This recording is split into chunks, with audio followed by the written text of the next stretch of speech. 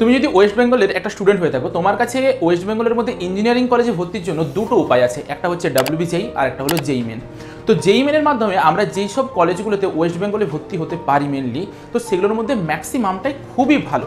যেমন IIT খড়গপুর, আমাদের কাছে আছে IIST শিবপুর রয়েছে, আমাদের কাছে আছে NIT দুর্গাপুর আছে, IIIT কল্যাণী আছে। তো এই কলেজগুলো খুবই ভালো, প্লেসমেন্ট রেকর্ড এদের খুবই ভালো। কিন্তু যখন আমরা WBJEE কথাতে আসবো, আমাদের মনে একটা প্রশ্ন জাগে যে আমি গভর্নমেন্ট কলেজের দিকে যাব নাকি প্রাইভেট কলেজের দিকে যাব।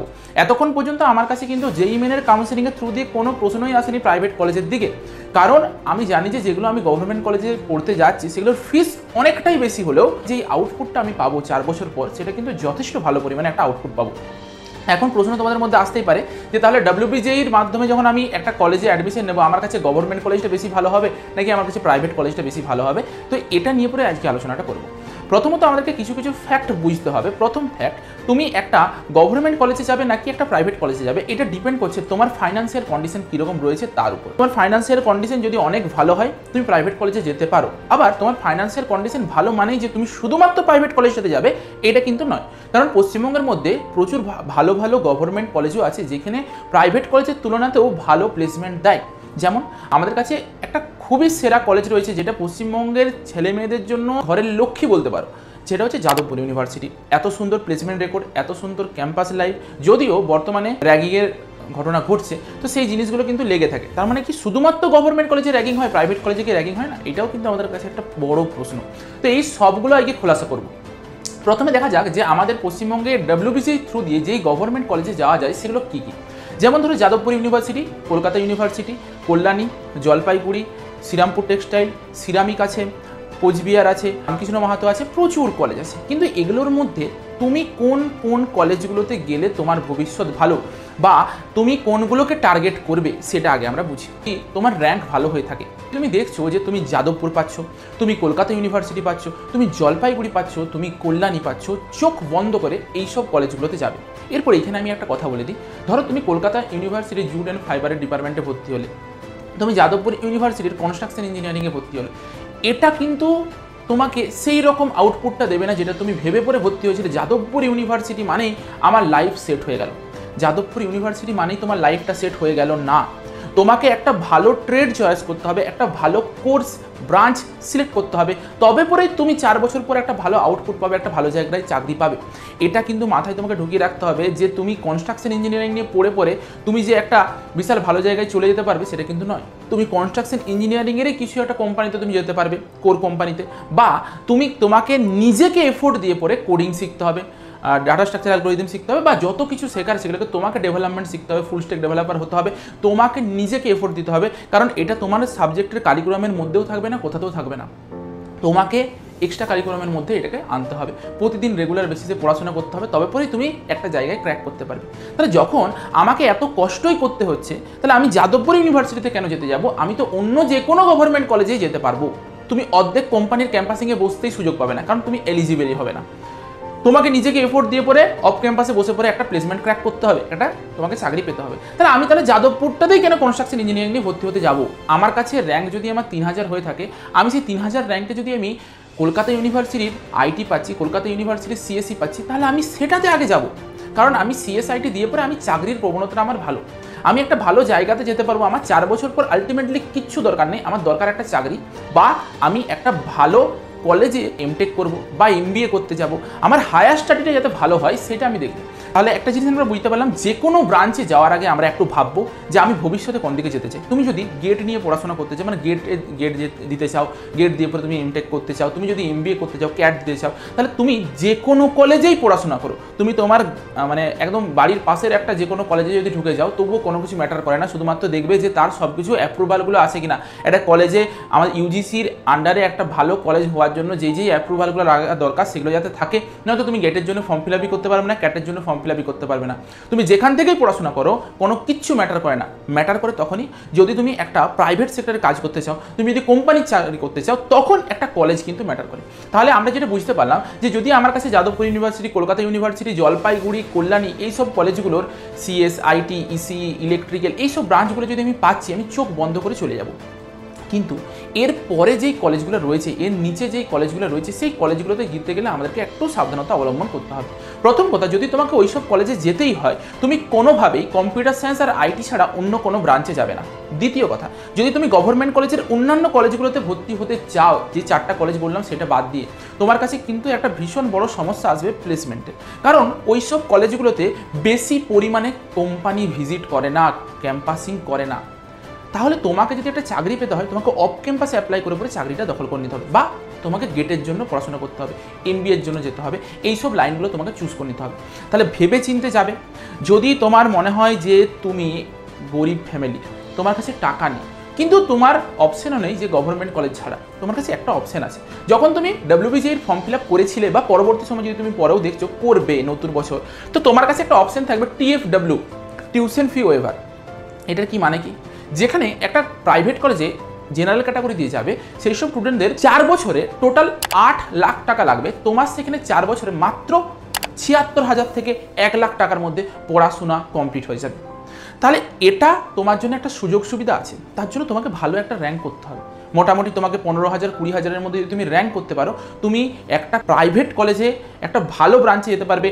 তোমাদেরকে বুঝতে হবে, একটা প্রাইভেট কলেজ যদি চালাতে হয়, তাহলে প্রাইভেট কলেজটাকে কিন্তু আউটপুট দেখাতে হবে যে আমার কলেজ থেকে এতগুলো স্টুডেন্ট এবছর ক্যাম্পাসিংয়ে পেয়েছে, এখানে এত লাখ টাকার প্যাকেজ পেয়েছে। দায়িত্বটা কিন্তু কলেজের উপর হলো। তোমার উপর যতটা না রেসপন্সিবিলিটি আছে, কলেজটা কিন্তু তার থেকে বেশি রেসপন্সিবল। গভর্নমেন্ট কলেজে যেটা হয়নি, যা করছে, যা ইচ্ছা করছে, মরছে মরুক না। কিন্তু প্রাইভেট কলেজের কাছে সেই রেসপন্সিবিলিটিটা আছে। যদি তুমি TFW ক্যাটাগরি দিয়ে পরে কোনো প্রাইভেট কলেজে ভর্তি হওয়ার সুযোগ পাচ্ছ, যেটা যে কোনো ব্রাঞ্চে হোক, তুমি CS, IT, ECE বা ইলেকট্রিক্যাল এইসব ব্রাঞ্চগুলোর মধ্যে যদি চান্স পাচ্ছ প্রাইভেট কলেজে, চোখ বন্ধ করে TFW দিয়ে পরে চলে যাবে। তার নিচের ব্রাঞ্চে কিন্তু যাবে না, আবার সমস্যায় পড়ে যাবে। ক্যাম্পাসিংয়ে সব কোম্পানি তোমাকে বসতে দেবে না। অবভিয়াসলি এখন ধরো উইপ্রো এসছে, TCS এসছে, ক্যাপজেমিনি এসছে, অ্যাক্সেঞ্চার এসছে, এইসব কোম্পানিগুলো হচ্ছে তোমার বাল্কে স্টুডেন্টকে নিয়ে পরে চলে যায়, প্রচুর একসাথে 200-300 জনকে হায়ার করে নেয়। এরপর তোমাকে 200-300 জনকে হায়ার তো করে নিল, ব্যাপারটা তারপরে কী হবে? তুমি দেখলে যে তুমি চাকরি পেয়ে গেছো, 200 জনের লিস্টে তোমার নাম আছে, ইন্টারভিউ দিয়েছো, তুমি চাকরি পেয়ে গেছো, তোমার কাছে অফার লেটারও চলে এসছে, সব কিছু হয়ে গিয়েছে। কিন্তু অফার লেটার আসার পরেও তোমাকে মিনিমাম 6 মাস থেকে 1 বছর ওয়েট করতে হয়, যখন তারা কি করে বাল্কে অনেক স্টুডেন্ট নেয়। তোমাকে বেঞ্চে রেখে দেবে, মানে বেঞ্চে রাখা মানে হলো যে তুমি স্যালারিও পাবে, সবই পাবে, কিন্তু তুমি প্রজেক্ট পাবে না। যদি তুমি প্রজেক্টে কোনো একটা কাজ না করো, তুমি যদি প্রজেক্ট না পাও, তুমি স্যালারি পাবে, তোমাকে কোনো কিছু কাজ করতে হবে না, তুমি ঘরে বসে থাকবে, মাঝে মধ্যে একবার অফিস ঘুরতে যাবে, কিছুই নয়, কোনো কাজ নেই। কিন্তু তোমাকে কি করবে, ওই কোম্পানিটা 1 বছর 2 বছর ধরে পরে বেঞ্চে বসে করে রেখে দেবে, কোনো প্রজেক্ট দেবে না। তুমি ভাববে প্রথম 2 বছর ভাববে যে আরাম করে আছি, প্রথম 1 বছর 6 মাস ভাববে যে আরাম করে আছি, আমি আরাম করে থাকবো, কোনো কাজ করতে হচ্ছে না, এমনি টাকা পাচ্ছি। কিন্তু না, এটা তোমার ভীষণ বড় একটা ক্ষতি করবে। ক্ষতিটা কি? যে তুমি বুঝতে পারছো না যে তুমি যদি প্রজেক্ট না পাও, তাহলে কিন্তু তোমার কোনোভাবেই প্রমোশন হবে না। তুমি 2 বছর আগেও যেই স্যালারিতে চাকরি করছিলে, 2 বছর পরেও সেই স্যালারিতে চাকরি করবে, তোমার কোনো প্রকারের কোনো প্রমোশন হবে না, তোমার কিচ্ছু হতে পারবে না। তুমি তোমার লাইফটা একটা জায়গাতে থেমে রয়ে যাবে। তুমি স্টার্টিংয়ে যখন একটা 4.5 লাখ টাকার প্যাকেজ পাচ্ছ, 2 বছরের মাথায় সেটা 9 লাখ টাকার প্যাকেজ হয়ে যাবে। তুমি প্রথমে স্টার্টিংয়ে যদি 30,000 টাকা করে পার মান্থ পাচ্ছিলে, এখন তুমি 90,000 টাকা 80,000 টাকা করে পার মান্থ পাবে 2 বছর পর। এই জিনিসটা ম্যাটার করে। তাহলে তার মতন আমাকে যেই কোম্পানিটা আমি চুজ করবো, সেই কোম্পানিটাকে আমাকে ভেবেচিন্তে চুজ করতে হবে। আমরা একটা একটা করে এলাম, প্লেসমেন্ট রিপোর্টের সম্পর্কে বলে দিলাম। অবভিয়াসলি কিছু কিছু মানে কলকাতা ইউনিভার্সিটি, যাদবপুর ইউনিভার্সিটি, জলপাইগুড়ি, কল্যাণীর এইগুলো বাদ দিয়ে পরে বাদবাকি যত গভর্নমেন্ট কলেজ আছে, সব গভর্নমেন্ট কলেজের তুলনায় প্রাইভেট কলেজের প্লেসমেন্ট রিপোর্ট কিন্তু যথেষ্ট ভালো। কারণ তাদের দায়িত্ব তোমাকে চাকরি দেওয়া, তারা কিন্তু চেষ্টা করবে তোমাকে চাকরি দেওয়াতে, তারা কোম্পানিকে ধরে বেঁধে নিয়ে আসবে।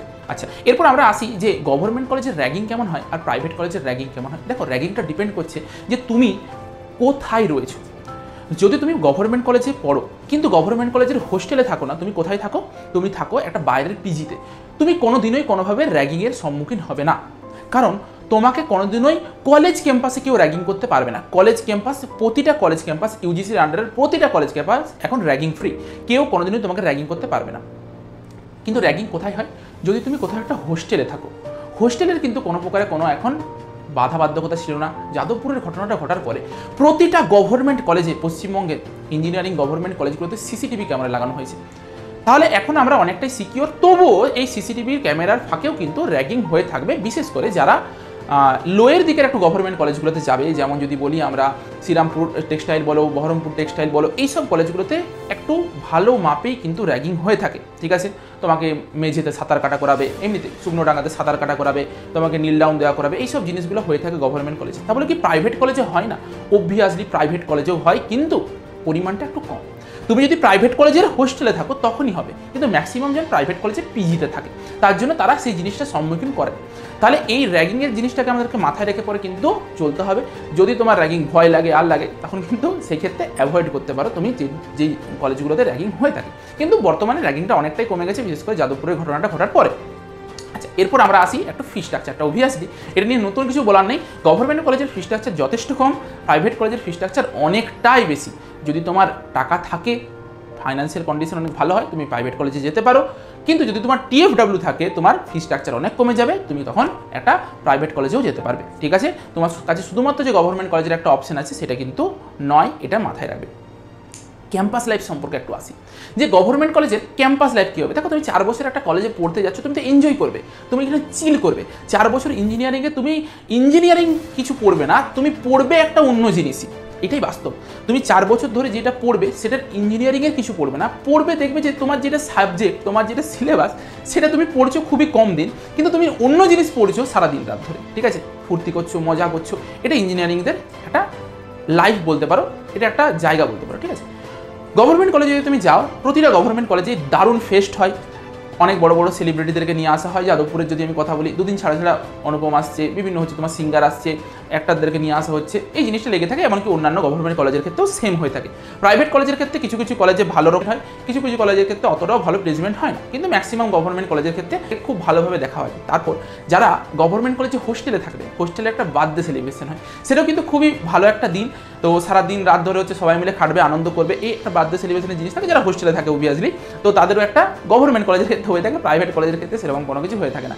তো ক্যাম্পাস লাইফ হিসেবে যদি বলতে হয়, দুজনেরই যেমন প্রোস আছে, কনস আছে, এদিকেও প্রোস আছে, কনস আছে, ঠিক আছে। তো সেই হিসাবে আমরা যদি দেখতে যাই, ক্যাম্পাস লাইফ বেশ কিছু কলেজের আছে, যেমন যদি বলি আইএম এর ক্যাম্পাস লাইফ কেমন, পুরো বেকার আইএম এর ক্যাম্পাস লাইফ। কিন্তু যদি সেদিক থেকে বলা হয় যে হেরিটেজের ক্যাম্পাস লাইফ কেমন, হ্যাঁ ভালো, হেরিটেজের ক্যাম্পাসটাও অনেক বড়, আইএমটা মানে তোমার এইটুকু জায়গার মধ্যে শেষ হয়ে গেছে, ঠিক আছে। উপর দিকে শুধু আইএম উঠেছে, কোনো ক্যাম্পাস নেই, না আছে একটা ভালো বাগান, না আছে একটা খেলার গ্রাউন্ড আছে ভালো, না একটা বাস্কেটবল গ্রাউন্ড রয়েছে, আর কিছু নেই সেরকমভাবে, ঠিক আছে। তো সেই দিক থেকে ক্যাম্পাস লাইফটা খুবই বেকার। কিন্তু হেরিটেজের ক্যাম্পাস লাইফ কি আবার ভালো, একটা গ্রাউন্ড আছে, আর আছে একটা সুন্দর অ্যাটমসফিয়ার রয়েছে। আবার যদি তুমি নেতাজিতে যাও, নেতাজির কলেজটাও এত ছোটো, তো সেই ক্ষেত্রে আবার তুমি দেখতে পাবে 1-2টা হচ্ছে রাজহাঁস চলে চলে এই দিক থেকে চলে গেল। এটি প্রথম 2-3 দিন আনন্দ লাগবে, তারপর থেকে একদম বোরিং ফিল করতে শুরু করবে। যদি তোমার ক্যাম্পাস লাইফ পেতেই হয়, তাহলে তুমি কিন্তু গভর্নমেন্ট কলেজটা তোমার কাছে একটা সেরা জায়গা, কারণ ভীষণ বড় ক্যাম্পাস, অনেক এরিয়া জুড়ে অনেক কিছু পাবে, খেলতে পারবে, একটা আলাদা জোশ পাবে ওখানে, একটা আলাদা মজা পাবে, ঠিক আছে। তো এই জিনিসগুলো কিন্তু কাজ করে। এরপর ডিসিশনটা তোমার, যে তুমি লাইফে কোন দিকে যেতে চাও। তুমি যদি চাকরিটা তোমার মেন উদ্দেশ্য হয়ে থাকে এই মুহূর্তে, তোমার কাছে গভর্নমেন্ট কলেজের 4টা অপশন বলেছি, সেই 4টা বাদ দিয়ে চেষ্টা করবে প্রাইভেট কলেজে চলে যাওয়া, যদি তোমার টিএফডব্লিউ থেকে থাকে। আদারওয়াইজ তোমাকে যদি গভর্নমেন্ট কলেজে যেতেই হয়, তুমি কোথায় যাবে, সিএস, আইটি, ইসি এই ব্রাঞ্চগুলোতে যাবে। ইলেকট্রিক্যালও ম্যাক্সিমাম যেতে পারো, তার নিচে আর কোনো ব্রাঞ্চে যাওয়ার চেষ্টা করবে না। যদি তুমি গেট দিতে চাও বা ক্যাট দিতে চাও, অর্থাৎ তুমি হচ্ছে হায়ার স্টাডি করতে চাইছো, তুমি যে কোনো কলেজে পড়তে পারো, কোনো কিছু ম্যাটার করে না। শুধুমাত্র কলেজের রেকগনিশনটা আর হচ্ছে তোমার যেই সার্টিফিকেটটা পাবে 4 বছর পর, সেটা শুধুমাত্র ম্যাটার করে, আর সেটা যেখান থেকেই পড়ো তুমি পেয়ে যাবে, ঠিক আছে। সেখানে নিজেকে সেলফ স্টাডি করতে হবে, নিজেকে পড়ে পড়ে বেরোতে হবে, কোনো কিছু কলেজ ম্যাটার করে না। তো ডিসিশনটা তোমার, তুমি দেখো তুমি কোন দিকে যাবে। বাদবাকি আমি সব দিকেরই ভালো খারাপ দিকটা বলে দিলাম। আজকের ভিডিওটা এতটা পর্যন্তই ছিল, দেখা হচ্ছে একটা নতুন ভিডিওতে।